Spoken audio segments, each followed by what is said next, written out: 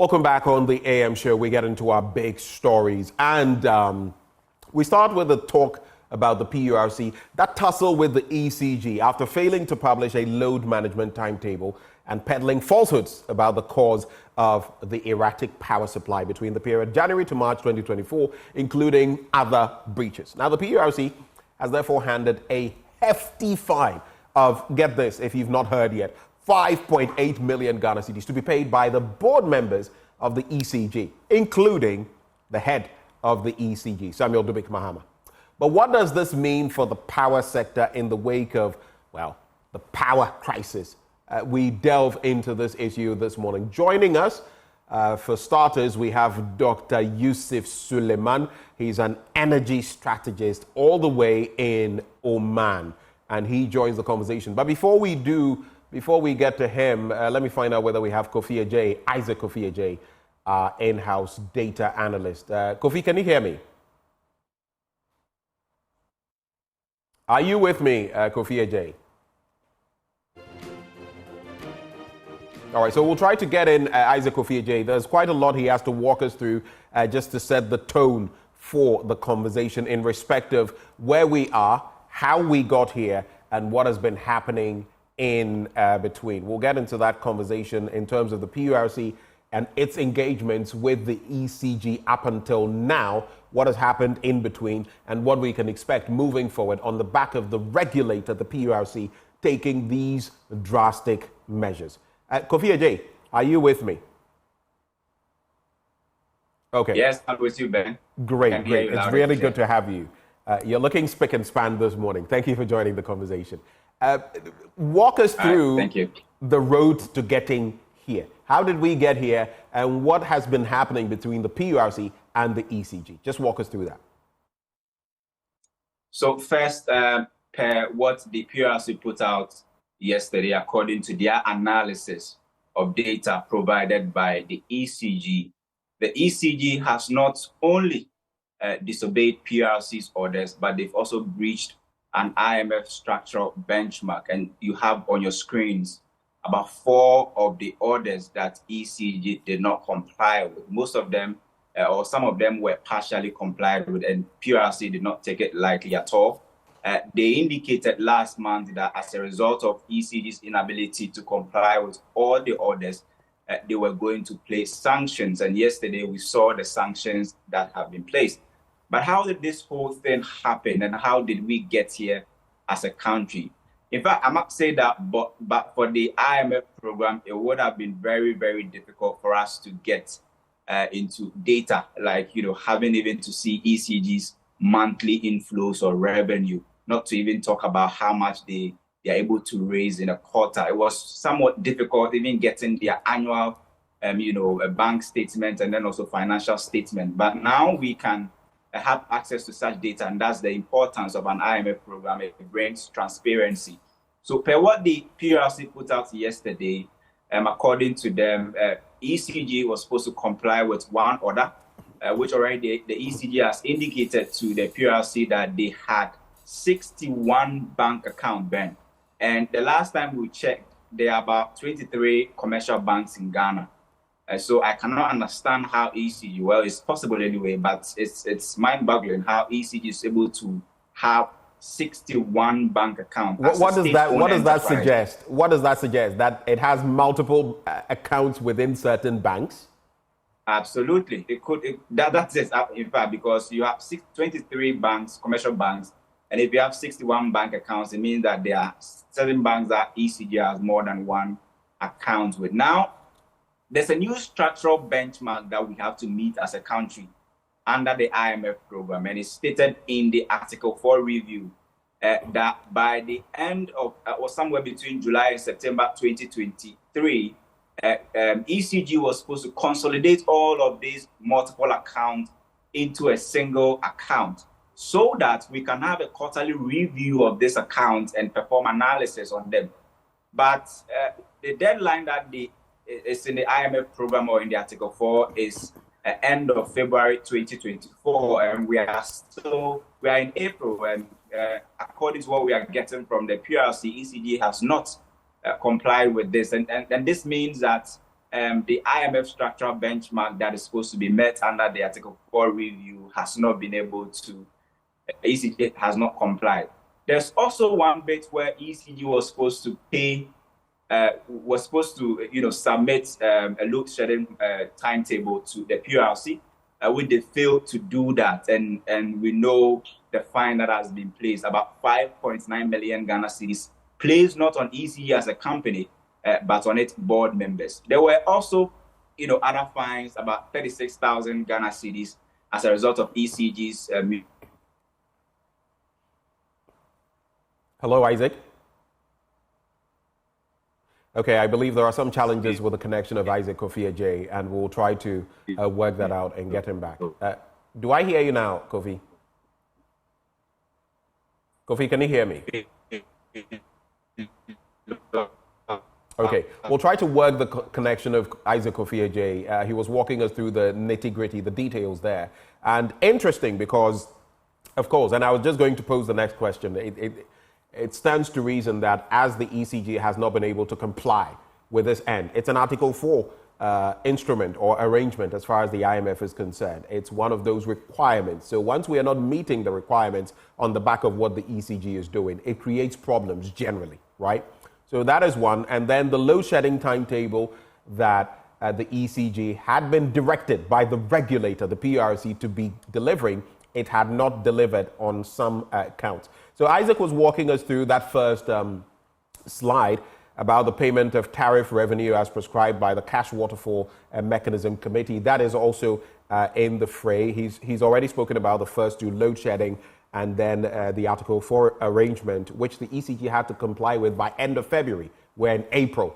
That has still not been complied with. 61 accounts thereabouts, when they had to have one consolidated account so that the money coming in could be monitored, and then the cash waterfall mechanism and its regulations could be followed. But the ECG hasn't done that, which has led to this slapping of the board members, including the head of the ECG, with the 5.8 million Ghana cedis that they have to cough up.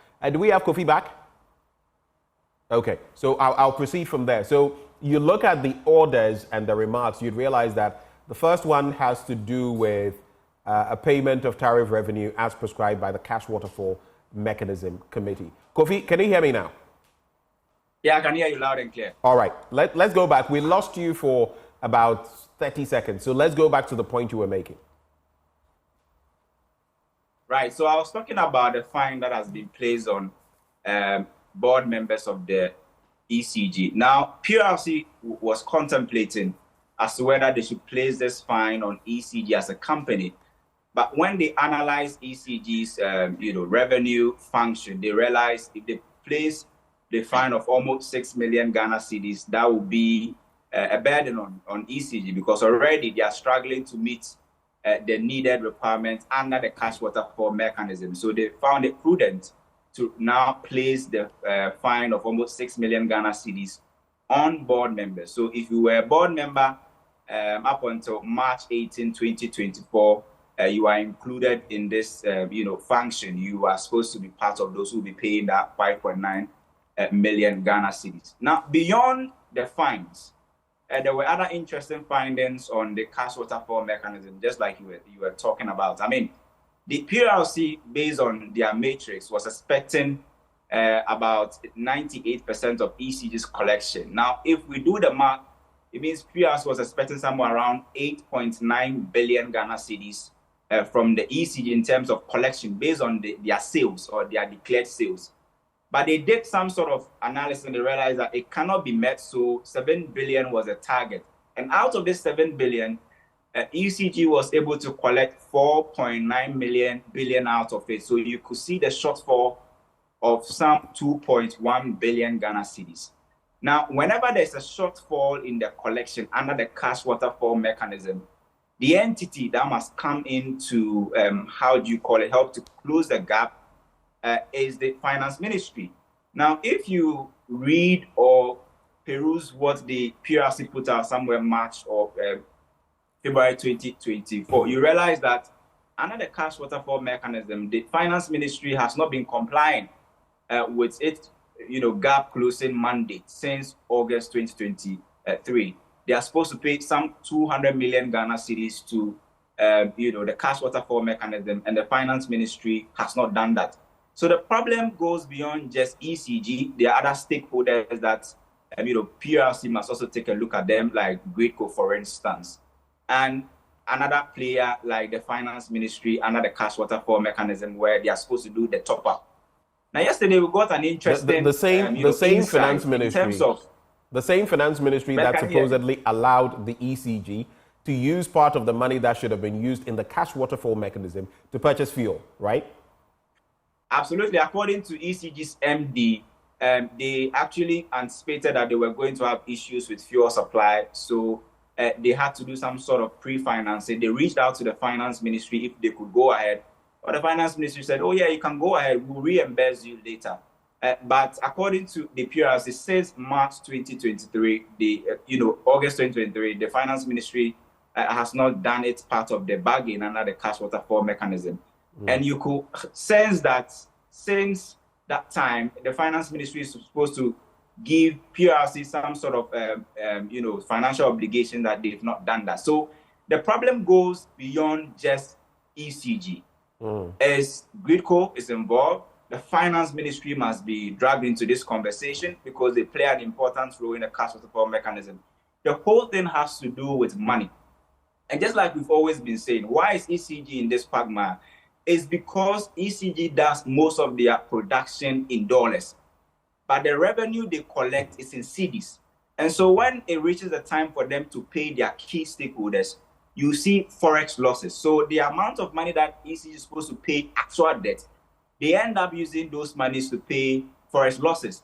And that's why the finance ministry is important and will have to come in under this, in this instance, to come and close the gap for us to have reliable power supply. In other words, because of the depreciation of our currency, the ECG is always going to be facing these problems.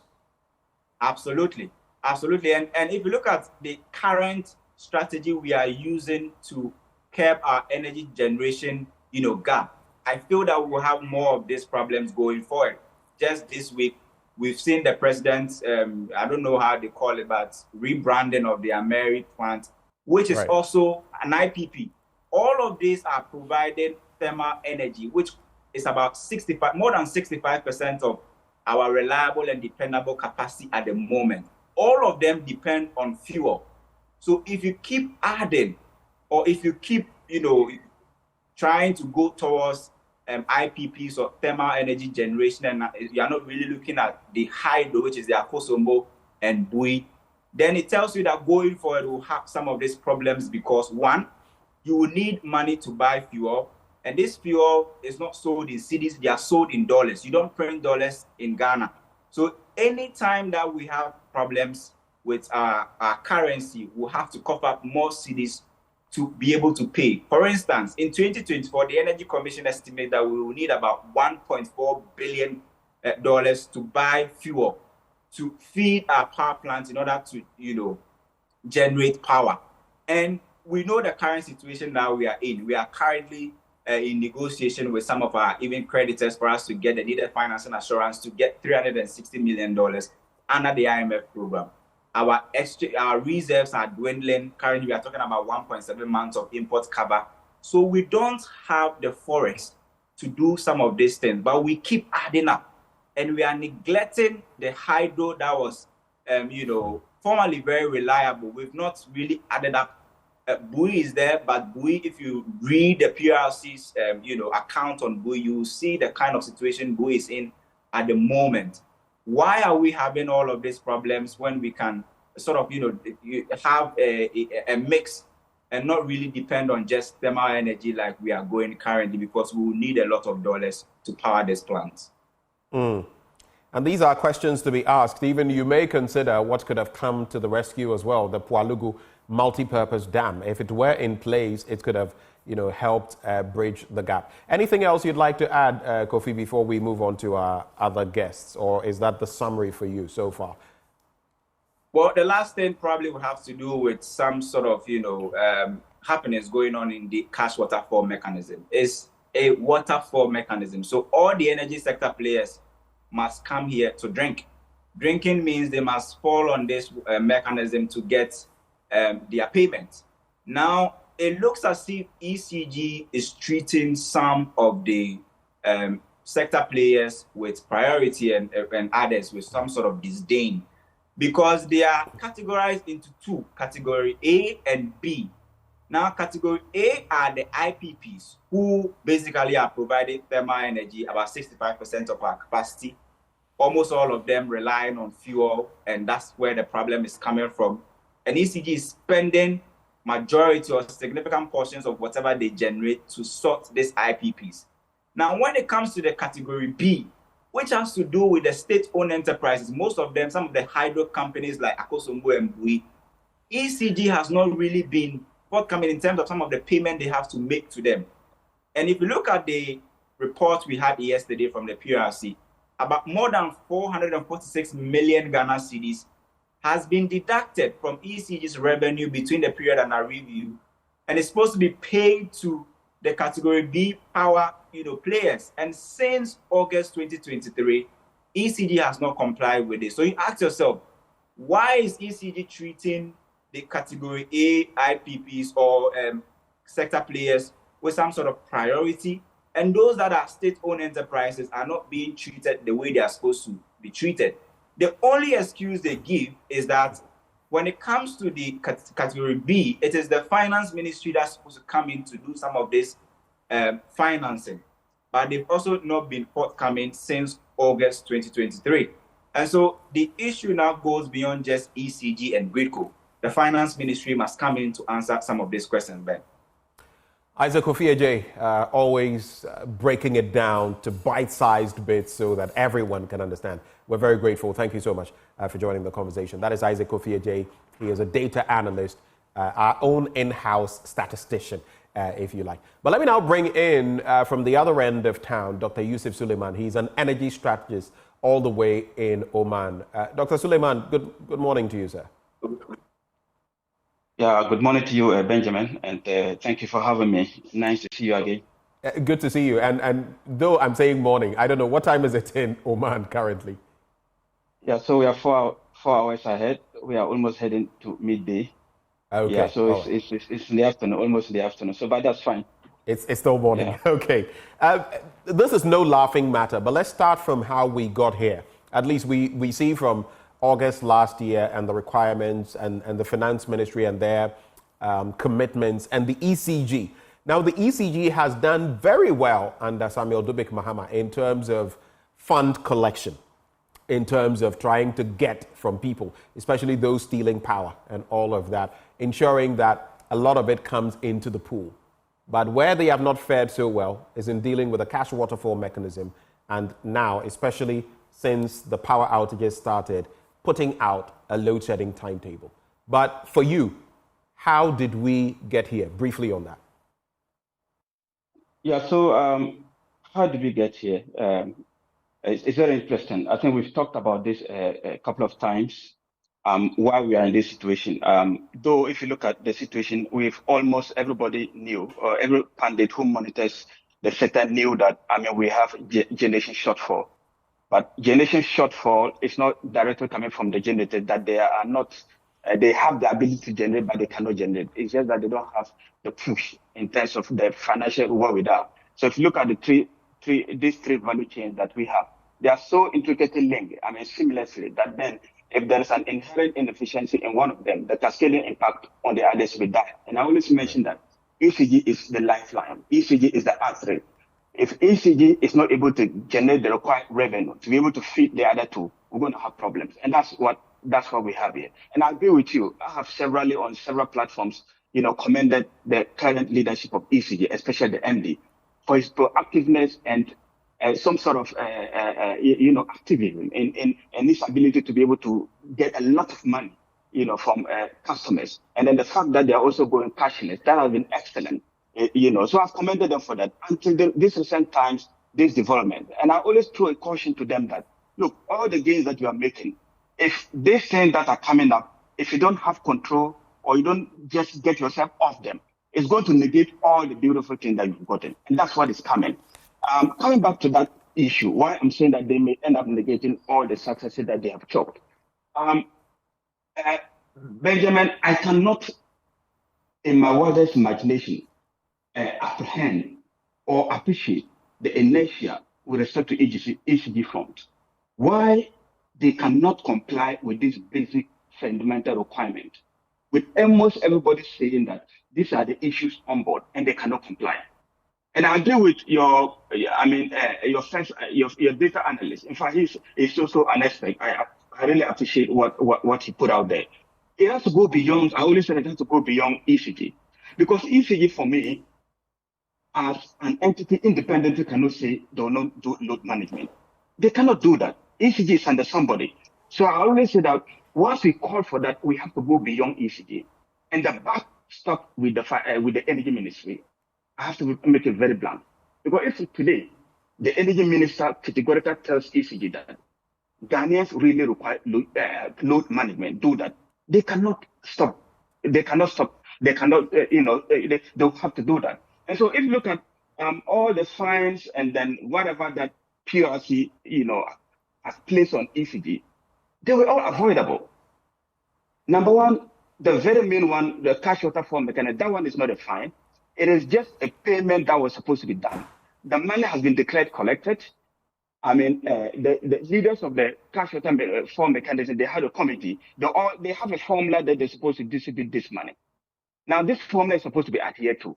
As to why ECG has not been able to adhere to that, nobody can understand this. And it beats everybody's imagination. And so, and if you look at the other ones, the 36,000 Ghana cedis as a result of data, basic fundamental data that you're supposed to provide, you find it difficult to do that. And even those ones, you could come to the regulator and then negotiate, understand with the regulator, sit with the regulator and tell the regulator that 1, 2, 3, these are the reasons why I cannot comply, or I'm finding it difficult, or it's taking me this longer time to comply. But we are not seeing that. And we are not seeing that. Not only that, we are seeing kind of statements that are coming from ECG that shows a kind of impunity, which is so unfortunate. Right. And I'm saying impunity because if you tell me you are not going to, you don't have a problem, and even as we speak now, Benjamin, we have DOMSO or erratic power supply. What is happening? So, and if you look at that 5.8 or almost 6 million, it's as a result of a failure to adhere to this load shed. It was simple. Just adhere to that, come up with a timetable, and how the people are going to plan their own lives, and you simply cannot do that. And one other thing that I'll add in my introductory statement before I land. See, having a load shedding timetable or load management timetable is not going to solve DOMSO. We know that. Now, a basic risk assessment, those who have done risk assessment, whether you are in the operational field, finance field, or whatever, if you have a top event or a fallout, okay, it means that your mitigation, they have failed. All right. Now you need to look at what you call recoverable mitigations. What the recoverable mitigations or reactive mitigations will do, they will minimize the consequences of the fallout. Here, the fallout is DOMSO. We have to minimize the consequences on the impacted population. And how do you minimize the consequences? Load management can minimize the consequences. You saw what happened with the hospitals. If hospitals had actually gotten this kind of load shedding or load management, some of these things that happened wouldn't have happened. So I really find it very difficult to appreciate why ECG cannot do that. And to top it all, I think I love the fact that PURC, they are taking ECG to cleaners in this situation. I think they have to stay the course, and other agencies have to copy them or look at what they are doing and do similar. I think it will help in building our corporate governance. Interesting thoughts. The PRC must stay the course and ensure that those in the chain actually comply with its directives, so everyone can have, a piece of the pie, and we as consumers can also benefit from that. But let me also bring into the conversation Nana Mwesi. He's Executive Director, Institute of Energy Security. Good morning, sir. Viewers. Right. For you, you've been speaking about this issue, and now things have come to a head. It's a straight fight, if you like, between the PURC, the regulator, and the ECG. But did we even have to get to this point? And if not, what can be done now that the PURC is biting hard at the ECG? Sanctions to individual board members to be split among them, including the ECG boss, and directives as far as bank accounts, the cash waterfall mechanism is concerned. Your take? Kingsley, what I would say is that this is an avoidable development. Yet we knew it will come to this. We spoke to you some time ago that we don't see the ECG issuing the timetable. I'm using that as an instance. Issuing the timetable as directed by the PURC, because if you have a Home Minister come to say, if Nana Amwesi and Kingsley needs a timetable, they should go and generate one themselves. If the PURC needs one, they should go and put out one themselves. Then it means that they have the backing of the minister not to issue the directive or follow the directive of the regulator. In fact, today it is confirmed that there is a total breakdown in governance and accountability within ECG, as well as lack of transparency in communicating with consumers. And at this moment, I think that you highlight the importance of regulatory oversight to ensure that utilities comply with directives and provide accurate information to the public. This is what the PRC is set up to do. And so for them cracking the whip at this point, we support them to the hills. It is also good to hear that it is not the ECG that is being penalized directly, but then the management and the board of the entity, because they sit there in what lawyers may call fiduciary position and expected to do what is right for us. But and so they must bear that very brunt. It is their recalcitrant behavior that has brought them this far. However, we also admit that there might be some remedies available to the board and management. They could appeal the fine through legal channels. They can go ahead and rather start implementing corrective measures to address the issues raised by the PRC. Maybe it could save them somehow. And they can go ahead and start now improving communication and compliance between the consumers and they themselves. Now, you would see that the PURC is cracking the whip, and you say that it's on the back of the recalcitrance of the ECG. That in itself paints a certain picture. But do you feel the fine is too hefty? Mind you, the PURC has said that if it actually imposes that fine on the ECG as a company, then it is we, the taxpayers or the consumers, who will end up paying for it. And it makes sense. But 5.8 million Ghana cedis spread among about 8 or 9 people, that's a hefty sum. Is it not too hefty? Well, it is for the board and management to decide because they brought this on themselves. If they feel it's too hefty, like I said, they can appeal. And maybe there may be some other remedies they can resort to. We don't need to waste our time and defend ECG at this moment. No, not at all. In fact, we expect PRC to exact the fines or the penalty so that they can enforce compliance measures. If they fail to do that, consumers like you and I can escalate our concerns through advocacy groups. We can also resort to the Consumer Protection Agency or legal avenues. Consumers can do that. And this is the test case for the PRC to see that whether it's an entity that can be trusted in making good their word. 2 quick questions to you, Nana Amwesi. One has to do with the fact that, and I believe Yusuf Suleimana also brought that up, in terms of spreading this across. It's not just the ECG. Maybe Gridco for now, maybe the darling boy of the PURC, but it has its own challenges as well. Should this spread across in terms of ensuring that they are all sticking strictly to what the directives are from the PURC? And what do you see to be the role of the finance ministry in all of this mess? So one, should it go beyond, well beyond the ECG? The PURC is not just regulating the ECG. And secondly, what do you see to be the role of the finance ministry in this entire mess? King, with respect to the final first question, I think we've made that call a long time ago to the PURC to look beyond the ECG and look upstream, investigate Grico, because the silence of Grico was so loud until just recently. They equally must be investigated. Even the PRA must be investigated as well relative to the power being exported. They must audit that very system and also audit the Grico system. And so it's a good call to look beyond the ECG.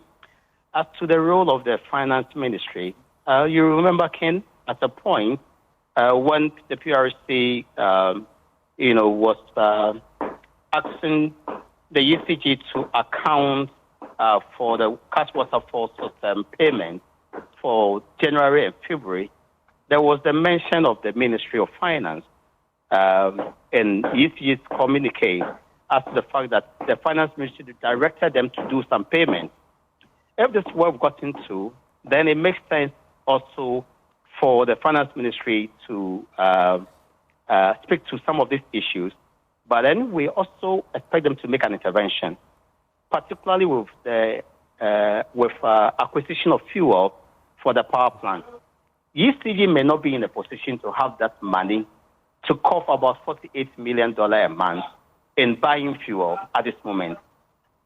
The energy ministry must connect with the finance ministry to find alternative ways of raising money so we can have liquidity to address the fuel supply challenges and also to address the plant maintenance challenges of the respective generating stations. Nana Mwesi, hold for me. Let me also bring in Dr. Ishmael Ajekumhene, Commissioner of the PURC. Doc, good morning. Good morning, I'm Mr. Ajekumhene. Doc, I can hear you, but only faintly. If you could speak up just a little for me, I'd be grateful. I'm saying that good morning, but I'm Mr. Ajekumhene. I'm not Dr. Ajekumhene. Oh, I don't know what is happening. Why I can barely hear. Hello? Yes, I think it's better. You were saying you were not the commissioner. No, I'm not Dr. Ajekumhene. I'm Mr. Ajekumhene. Right, okay. Right, Mr. Ishmael Ajekumhene, Commissioner PURC. Maybe you're going to have a doctoral degree soon, so maybe I'm looking into a crystal ball. But in terms of the PURC and getting here, you are now beginning to crack the whip, but there are those who also say since last year things have been happening that maybe required a lot more urgent attention. Yes, you're doing it now, but some say it is a little too late. How do you react to that? I don't know what they mean by a little too late. But in terms of ensuring that the right things, I mean, since last year, the cash waterfall mechanism there have been breaches, especially culminating in this year, the start of the year till February. The finance ministry's actions in there in terms of payments to independent power producers, categories A and B, especially the category B with the finance ministry, had been footing. I mean, there have been problems, even with shedding loads and all of that. You looked on for a while. Is it that back then it wasn't as urgent as it is now? I'm not too sure what you mean by we looking on. You just need to check everything that the PURC has done ever since this commission came to office. There are a lot of correspondence and a lot of directives that we give to the utilities that you don't get to hear about. Okay. So when you hear these things out, then it probably means that things have got into the stream. But please check all the evaluations of the energy sector players and evaluate the critical role that the PURC has played. You can talk to the IMF, talk to everyone. I think we do a lot of things that you don't get to hear in the news. So Well, if we don't get to hear it, that is then problematic. But then you're saying that the PURC is not culpable in this. You've done everything you should have done. In that case, why has it taken so long to get the ECG to stick to the script and do what it has to do?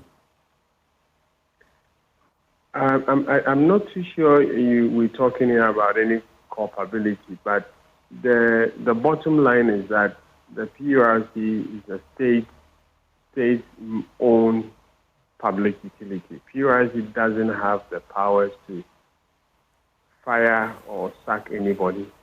PURC is also almost a quasi-government entity that if we were to even take any legal action, it's going to be the state versus the state. So those are some of the constraints that the PURC operates within. PURC can't fire anybody in the utility. It doesn't have the right to do that. So it's not as if PURC has been sitting down not doing anything. You can... No, I haven't mentioned firing or anything. No, but basically... You know the point, so you can't... Let me finally, you see, we keep warning. And again, you saw how difficult it was for the PURC to even figure out how best to sanction the utilities because, every cost of the utility indirectly finds its way back into the tariff. So, if you go out issuing penalties and things like that, they can pay all right, but if they are filing their tariffs and they find a way of disguising that payment, it will be difficult. Ultimately, the consumers that PURC is trying to protect will end up paying for this fine. So it's a very tricky thing, and once you are not in the position to really enforce some orders, you can't do much about it apart from making sure that you keep them on their toes. You insist that they should maintain some reporting requirements consistently, and you analyze the data and be able to know whether indeed they are complying with rules and regulations that they are supposed to operate by. Now, some would say that in all of this discourse, the ECG has been pretty recalcitrant. The words of some of my other guests this morning, intransigent. Do you feel the latest actions, for example, the fine, not on ECG as an entity, but on the board, will curb some of this, so to speak, intransigence and bring the ECG back to compliance?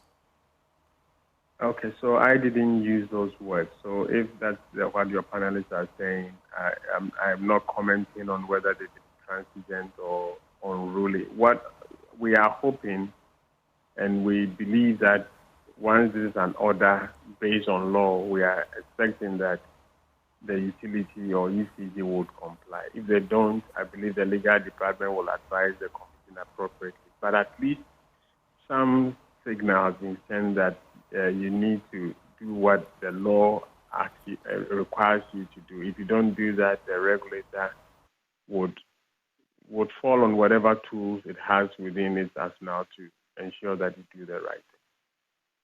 A sum of 5.8 million on the board members, that is pretty hefty. I'm just picking my calculator and doing some quick mathematics. Divided by, there are 9 of them affected, right? 8 board members and the boss of the ECG. Am I correct? Yeah. Okay, so let's divide by 9. That would mean, unless the permutations are different, that each one would have to cough up 644,404 Ghana cedis and 444 pesos. That's a lot of money in this economy. Some would ask, isn't this too hefty?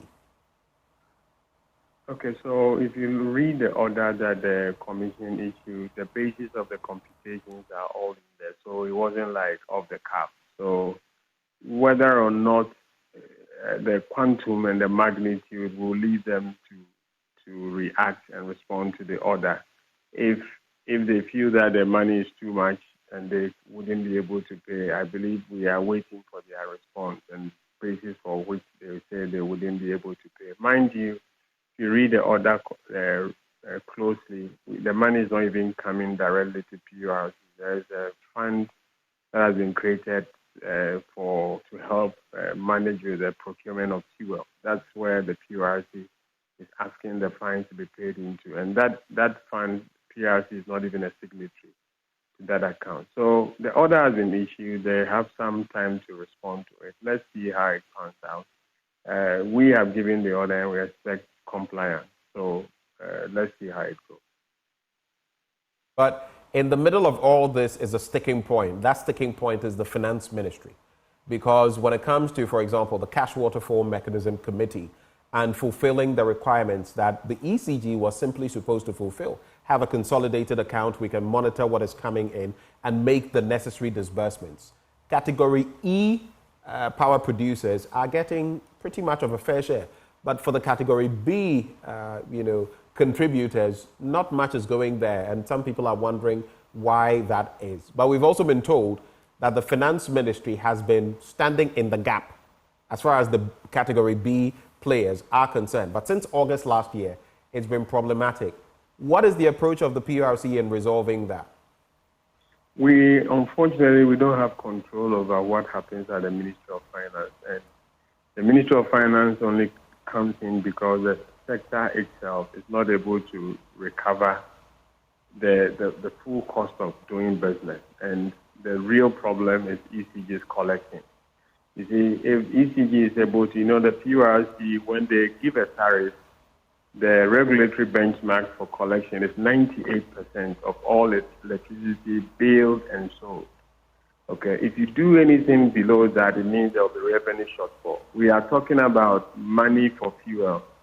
The tariff you and I pay when we buy electricity includes the cost of fuel. So it's not as if nobody has budgeted for fuel and we are looking at the Ministry of Finance to provide. The real problem is that the collection rates are low. And if you are not able to collect, you don't have money to pay everybody in the value chain.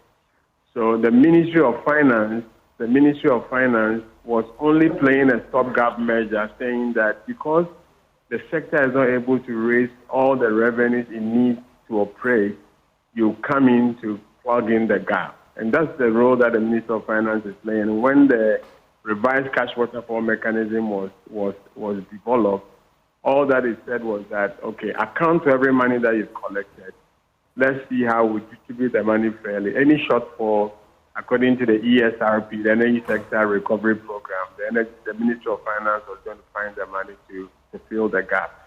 So the ministry is only being asked to do what they are doing because there's the recognition that the cost, that the money that are required to run the sector, we are not able to collect all of that. So that's the problem. But the PURC doesn't have any control. They can't tell the Ministry of Finance.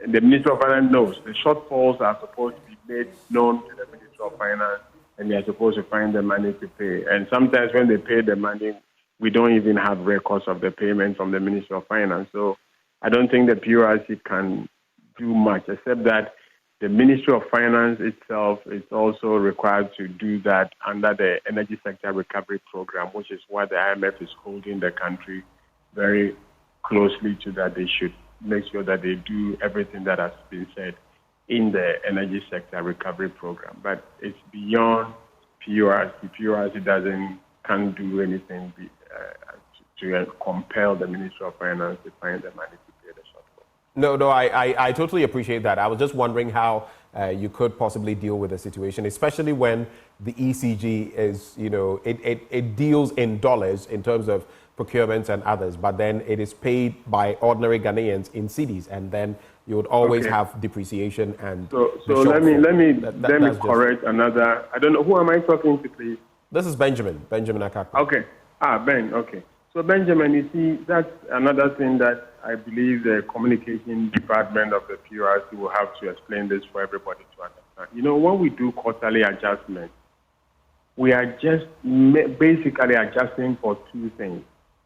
We are adjusting for currency depreciation, inflation, and sometimes we look at the generation mix, whether or not we have more hydro than thermal as projected in the previous quarter. Okay, that's what PURC has been doing very consistently. Sometimes people are telling us that, in fact, the ECG managing director is on record to have said several times that they don't need tariff increase. It tells you clearly that he probably doesn't understand. And then he turns around to say that he needs to pay for exchange rate under recovery. Check the quarterly adjustment that the PURC has been doing. They've been adjusting for currency depreciation.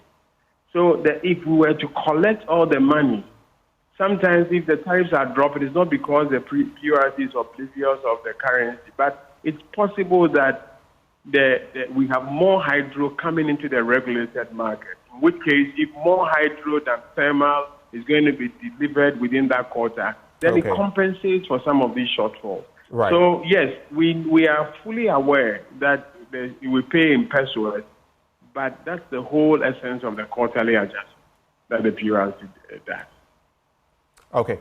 Thank you very much, Mr. Ghc5.8m, for joining the conversation. We are very grateful for your time. That is the Commissioner of the PURC. I'll come to Yusuf Suleimana, and then I'll also have the final word from Nana Mwesi before we move on. But let me quickly acknowledge as well, tying into the conversation on LPG, the CEO Chamber of Bulk Oil Distributors, joining the conversation, Dr. Patrick Ofori. Doc, good morning. Good morning. Thank you so much for having joined the conversation. Please let me just wrap on this belt, and then I'll quickly get to you. Yusuf, are you still on the line with us? Are you still with us? Yes, I'm here, Ben. Okay, so final comments on this bit. We've heard from the PURC, the stance of the ECG is clear. Moving forward, what are your expectations? How do we tame this energy problem and ensure that we are doing the best across the board for the power sector, for the players, for the producers, and for the consumers? Yeah, so we just have to be phenomenally efficient in what we are doing and what we have control over. Apart from the inefficiencies that we are struggling to just scrape or to reduce drastically or to the barest minimum. I mean, those we can have control over. In this case, I mean, whatever monies that are collected, the formula that is there for it to be distributed, let's stick to that. It is highly tempting. If you don't stick to that, the money will find its way somewhere else. And I particularly noticed something very worrying. The reason, and that points to the fact that those who could not be paid. You notice that the PURC commissioner, what he mentioned, and he's right. If you look at the aggregate of factors that could potentially cause tariff to come down or go up, this exchange rate and then the generation mix, plays a major role. And then we have huge potential in hydro, and we need to build that. And if you look at this cash waterfall mechanism, those who were denied, payment were the SOEs that are under government. They have zero payment. And that's actually where this 466 million is supposed to have come from. So yes, it is not, complying to this cash water mechanism is a need base.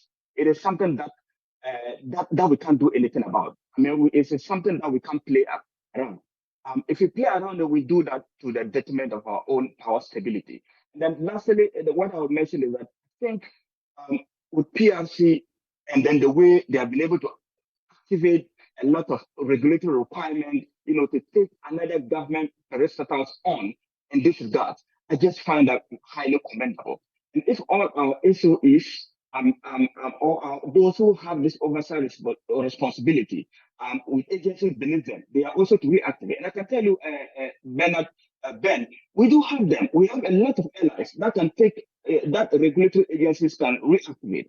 But the simple problem is that we have people who have grown very powerful beyond this regulatory message or beyond these allies. And that has been the problem. So yes, I think the steps that PURC they have taken is an excellent one. We have to commend them. And then we have to urge, other agencies to follow suit to do that. And if we do that, this abject or this phenomenal inefficiency we have within our SOEs, they'll be the thing of the past. And then I think we'll be heading to the dreamland. And the dreamland is for where I call the dreamland is when our structures begin to work, when individuals cannot go beyond these structures, or when they cannot go against the very dictates of these structures. And then the interesting thing I find about this also is the fact that this money that is charged on, it was supposed to have been ECG to pay that. So what is also suggesting is that if you are a head of an SOE, I mean, most of the time when we are, the heads of SOE, they just feel that they can do anything. And then at the end of the day, government absorb that, or they are absorbed. I mean, they are absorbed from anything. It does mean that if you are the head of SOE, and you, by your own actions and inactions, some more practices or some infractions have been committed. Right. And that's what this speaks on. This speaks to. And I think it's commendable. We just urge that. I mean, PURC should be encouraged to stay the course, and if they stay the course, I think it will help us improving, a lot of weaknesses within our structure, within our structures. And I think that has been one of the bane of this problem that we have. Dr. Suleiman, thank you very much for joining the conversation. Nanamwesi, if you're still with us, your final words, and then we can continue from here. Nanamwesi, your final words. All right, it appears we don't have Nanamwesi. Let me bring in Dr. Ofori very quickly on this beat. Even before we get to the bit about the LPG, among others, I'd just like to find out from you, what is your take on this energy sector conundrum that we're facing? The standoff between the PURC, the ECG. Some say the PURC should be hitting harder, even on others like the GRIDCO and the VRA. What's your take before we get into the substantive issue? I think it's critical that the regulator needs to step up. And then from what we all know, we all fought hard in bringing the cash waterfall mechanism, and whoever is non-compliant needs to be dealt with. But that is notwithstanding the issue that we need to face as a country is the exchange rate factor that is being used. And currently, the difference between what is happening in the power sector is that they are lucky that they get the government to somehow step in sometimes to bail. Unlike the downstream sector, which is also involved in a similar situation, this one, it hits directly the individuals who are funding that, especially the BDCs and those who are importing the product in. That is where we normally would want, as a country, we need to take a key decision as to how we generate power and our sources of fuel within the country. We need to be smart, and then also above all, we need to also be honest to ourselves in terms of those who are funding to keep our lights on, or those who are ensuring that we are able to move from one place to the other. We need a strategy to deal with the issues confronting the energy sector. Are you suggesting that strategy is not in place? Well, whatever strategy is in existence is an indication that it's still not working. If we still have the issues that we are having, and what currently PRC and ECG is having, and what currently within the downstream, the issues that the various players are having with our regulators. And I think it's about time that we also look at how regulatory institutions are constituted and the powers bestowed on them and who are appointed to run this institution. There are many a time that regulatory institutions, especially those dealing with some of the state enterprises, feel that they are powerful than even the regulator. And this is where we need to. It's something that happens within the upstream. It happens the downstream, whereby in our case, the regulator cannot deal with some institutions that are state run, whereby the individuals at those institutions think that they are even powerful than the personalities in charge of the regulatory organizations. And it keeps on playing back and forth.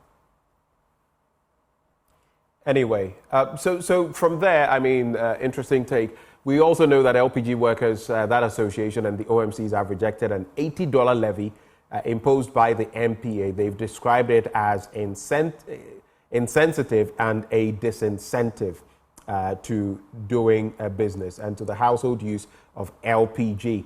Again, we know that the leadership of the Concerned Drivers Association has called the bluff of the Transport Ministry, but that is in a different issue. So on this bit about the $80 levy by the NPA, what is your initial take on it?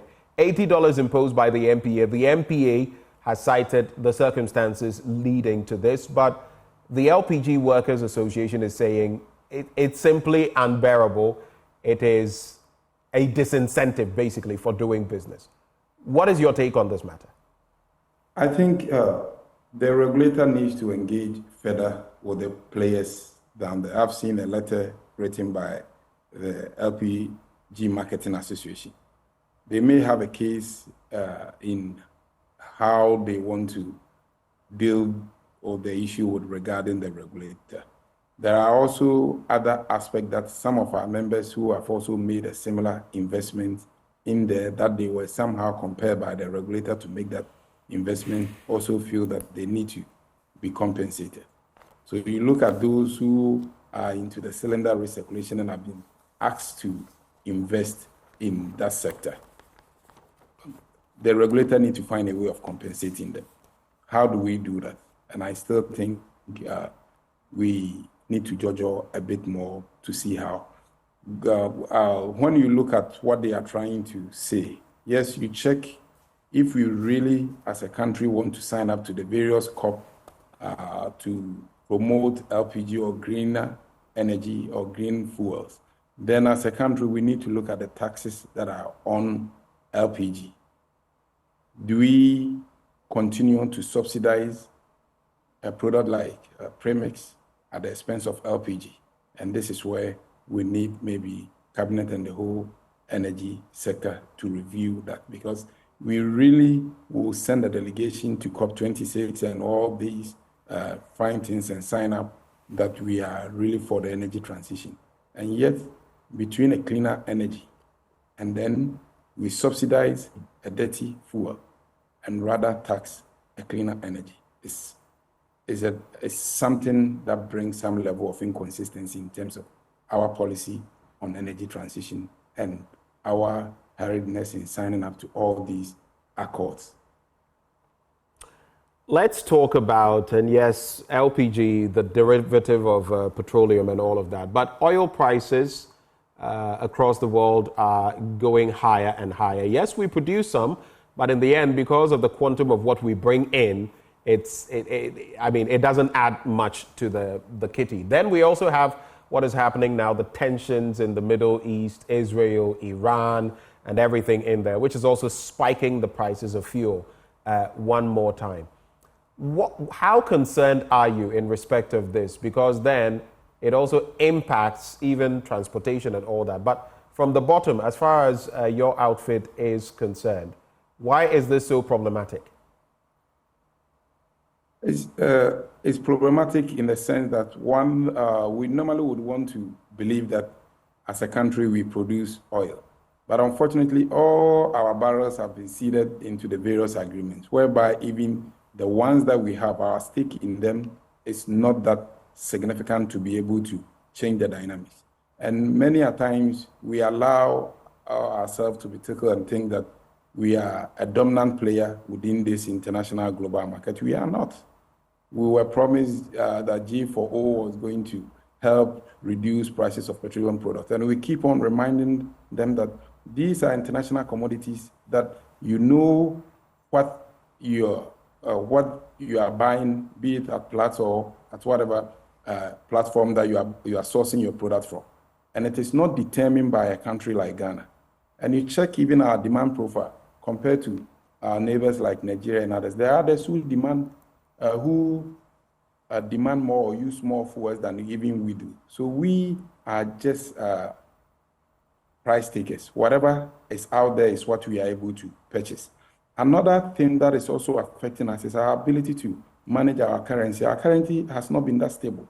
And this is where we have an issue with sometimes the prices that goes out there. We currently have a situation on our hand where the regulator claims to have set floor pricing. A floor pricing using an exchange rate of 13.23 or something, which you and I know that when you go to the market, it's not the exchange rate is way different from that. The same issue that ECG is having with PURC with regards to how the exchange rate for their payments are going to be made. We have a critical problem, and until we are able to fix the exchange rate issue, we will continue to be moved in the direction that we are going. In addition to that is somehow regulatory inconsistency at the local level. You look at the turmoil that especially the downstream sector have even faced as an industry in the last 2 or so years. We bear the brunt of the cedi jumping from 6 to 13 cedis at a point in time, and then moving to about 17 cedis, and then coming down to 8 cedis in December 2022. All these changes happen within this same space. If you have to check the number of initiatives that has happened, the G4, now LPG tendering, and then currently what we have with other policies, zonalization, and other things, that within this space, it really does not inure to the benefit of business, also being whipped by the exchange rate. So when you are encountering all these global issues that as a country we don't have control over, and then the issues that we have control over is the rate at which we change our policies, are also not inure to the business community. Clearly, there is a problem that creates the situation that those in charge are not being sensitive to those conducting business. And if we continue like this, we are going to lose out big time. Speaking of losing out big time, just a quick thought. You mentioned G4O, gold for oil, and you suggested, I just want clarity on that maybe it hasn't lived up to expectation, because just today we're also reading that the central bank's governor was suggesting that we may have to go back to gold for oil as the cedi continues to weaken. What then do you feel has been the effect of gold for oil? Has it lived up to expectation? Gold for oil is still in operation. It is, but it's still in operation. The central bank is saying that it may have to ramp it up to deliver the sort of results because of the weakening cedi. And I'm saying that in this period, has it lived up to expectation in the first place? Well, I think as an industry player, we are all seeking to see we've been waiting for the review to look at the numbers and the data to really be able to predict and then lay claim to data-driven than the political rhetoric that has gone with the policy. In that sense, if we are to have data-backed evidence that this was the rate at which the currency was going, and that had it not been this could have happened. Also, is it a situation that they are thinking of a situation whereby they are revamping the whole policy to ensure that the private sector will also get equal access to the benchmark rate that they normally will provide the state entity who is more or less the one driving the good for oil? In that case, we'll all see the benefit and be able to lay claim that indeed we are all not sourcing dollars from the open market, and that once we all concede our cedis to the central bank, we'll all be allocated a certain quantities of gold purchase in order to pay our international partners offshore that we've been dealing with. And that is something that we've been looking for and seeking to see how best we can align to ensure that the overall goal to ensure cedi stability is something of interest to us. But as we are speaking now, yes. But even before you proceed, you're talking about the facts and the figures. We may not have all of that available to us, but from what you see, since gold for oil started being implemented till now, and the gains, I mean, you remember initially when it was started, and the gains, the appreciation of the cedi, it was quickly related to that. I remember the vice president, among others, talking about the fact that gold for oil was working. What then has happened between then and now? The dollar has risen to almost 14. Again, the pound is over 16 to the Ghana cedi. That is why I posed that question to you. Do you need to have the crystal ball of a report before you see what is happening? No, but that is why I think, that is why I also was emphatic that the political rhetoric around the good for oil was to create the stability of the cedi. And I'm saying that the program is still ongoing, so nothing has changed, and that prices of petroleum products are going up. You talk about the international prices going up, and I'm saying that whereas good for oil is an internal mechanism that you want to use to control that, you still do not control the external factors as to how international prices of petroleum products are going. That is not within our remit as a country to be able to control that. In addition to that, there are other variables that causes the prices of the product at the pump to go up. One is the exchange rate. As you said, if we're all made to believe that the good for oil stabilize the currency, and it's still in session, and it's still going on, BOS is still being given that number of liquors, more than 50% of the liquors available to the industry, and yet the currency is still depreciating. Clearly, it tells you that there are other factors that really push that, and you cannot necessarily single out a particular policy as being the good, as being the best situation, and that we should look out for all the variables and seek how best we can address it. The danger that we fall ourselves, we may play our hands into, is that we may look at one issue and over-magnify its significance or its importance. That may derail us and prevent us from looking at the broader picture that really affects our currency. And that is why we are saying that we need the data-backed solution and not just a mere political rhetoric.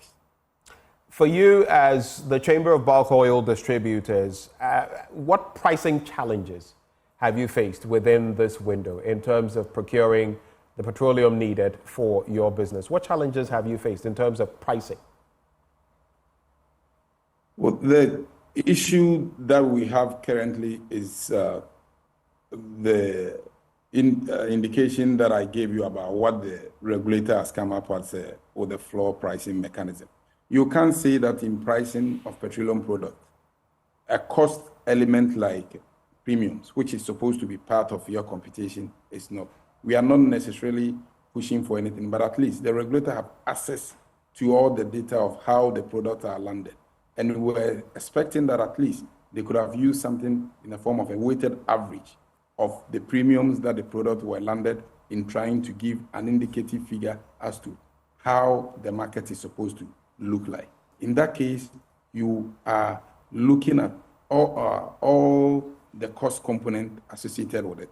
Another thing that is like we are tickling ourselves and then laughing is that we use an exchange rate of 13.23, which you all know that with the exception of Bank of Ghana auctioning, that you are going to get a percentage, maximum percentage that we will get for the market is like 20% of that. So we're also expecting that in addition to even that as 20% of the demand for dollars in the system, we're looking at, can they use the average between the BOG rate and then even the interbank rate to get something closer to the market, or even Bloomberg rate, which is also internationally accepted, so that we can get an indicative value that give confidence in those who are supplying that. Indeed, even if I'm pricing along these price floor mechanism with a little or no margin, I'm able to break even. That gives confidence to those who are lending to the market, and then those who are also opening up credit avenues, so that they know that at least they are able to do a full cost recovery. But as it stands now, we are not, the numbers that we are seeing does not necessarily augur well for business, and it makes it difficult for us to break even or to even be able to meet our commitment, not to talk about even profit. And what then is your forecast going forward? Do you expect things to be any better? You've already spoken about G4O and the fact that it probably isn't yielding the results that we expected, even as the Bank of Ghana hopes to ramp it up on that. What then would be your forecast going forward? Well, our forecast is one, we want to know what the Bank of Ghana or the government intend to do with regards to the go for it, to know how it intends to ramp up the other aspect of the private sector that is not necessarily benefiting from the same rate that BOS is getting, and see how best we can all contribute to ensure that is their only hope on ensuring that the city becomes stable. We want to see how best we can do that. We also intend engaging the regulator to use the required numbers that is indicative from the market, something closer to the market, to also give a fair assessment of what the situation is like, to give confidence to those who offer credit lines to our members to conduct our trading. We hoping that the issues that are external to us that we cannot control will be a bit stabilized, and the international tension can come down to ensure we have also stable international prices to ensure we are able to conduct business in a safer environment. Your thoughts on this, though, that latest directive in terms of uniform prices, the oil marketing companies and their products, what does that do? What is your reading of that? I know you may not directly be in the line, but these uniform prices, some have said, it's a free market. I mean, if we're going to price it, someone is going to price it at 11, another person is going to price it at 13. Let the consumers decide. What's your take? Well, you look at, I'm looking at the Excel sheet that they used to, granted that there are still some elements within there that gives individual marketing or individual companies to set, that is your margin. You can decide to net off your margin.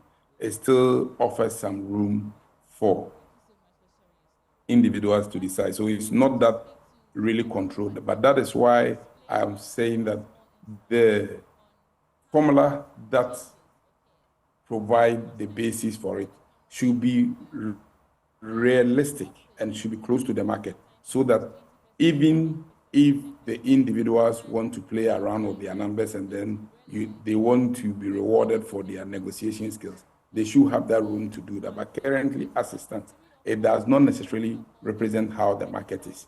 And there is the danger for others not to even attempt to price using this as a benchmark. And then the likely consequences of also being hit by international price and exchange rate, because you still feel that the moment the regulator has given these numbers and you cannot mark those numbers, there is danger.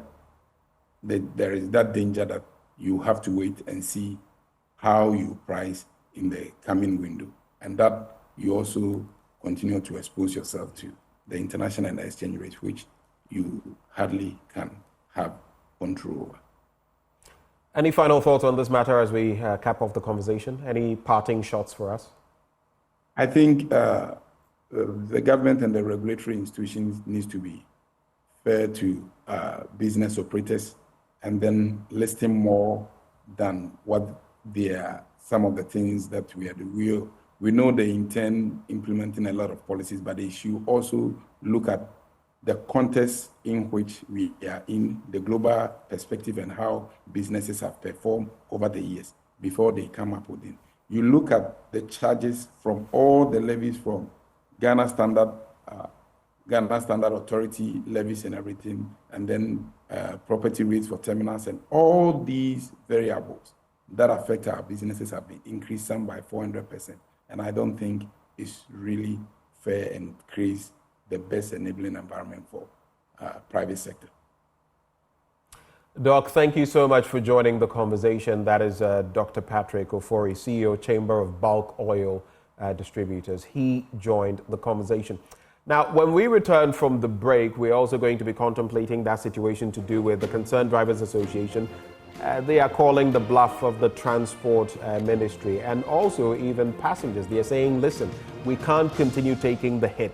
Push has come to shove. We must translate the prices to the consumers. But what can we expect on that? We'll be taking you to a fuel station shortly for some live interactions on the AM show. We'll be right back.